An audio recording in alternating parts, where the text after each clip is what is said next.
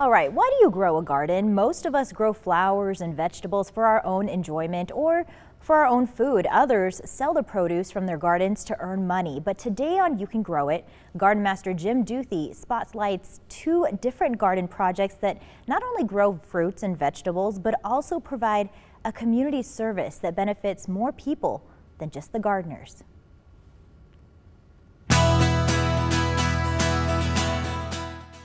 Brooklyn Schultes is a typical fifth grader, but last spring she did something that's not typical of most kids her age.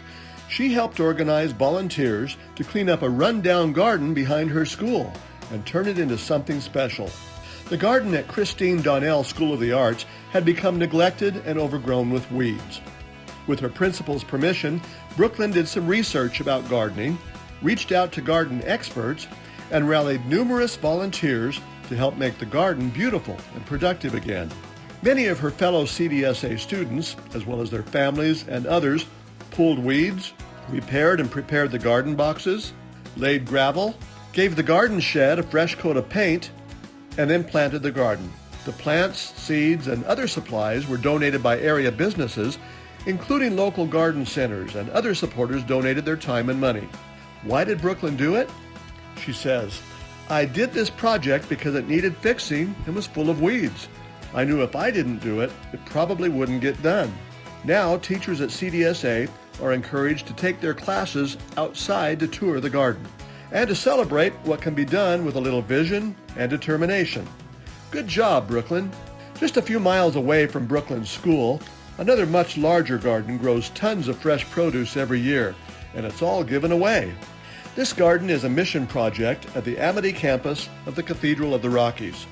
Since the garden was first planted in 2010, it's produced nearly 75 tons of produce, most of it going to the St. Vincent de Paul food pantry. Dozens of volunteers prepare the ground in the spring and plant crops and tend the garden throughout the season, and then help harvest each week. By late summer, the weekly harvest would fill a supermarket produce section. Boxes of squash, cucumbers, peppers, tomatoes, eggplants, corn, beans, potatoes, and melons, not to mention carrots, beets, and various herbs.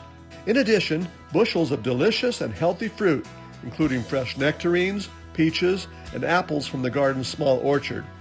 This truck is filled nearly to overflowing each week on its way to be delivered to the food pantry. The weekly harvest sheets of the last few weeks testify to the garden's success. 956.4 pounds, 846.6 pounds, 1,047.2 pounds, and 995.3 pounds. That's a lot of produce destined to help fellow Idahoans in need. Most of the plants are grown from seed in the garden's greenhouse, thanks to donations of cash to buy the seeds and supplies. But the garden also funds itself through the sale of homemade jam from berries grown in the garden, as well as the sale of homemade salsa and pickles. This garden feeds hundreds, if not thousands, of Idahoans. It just goes to show what a few dedicated volunteers can do with a spirit of humanitarianism and community service. Jim Duthie, Idaho's News Channel 7.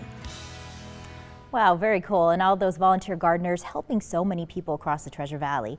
Well, the KTVB You Can Grow It Facebook group is a great place to share your garden pictures and successes, or get tips and share advice about gardening here in Idaho. And it's easy to join. Simply text the word GROW to the number on your screen, 208-321-5614, and we'll send you a link to join.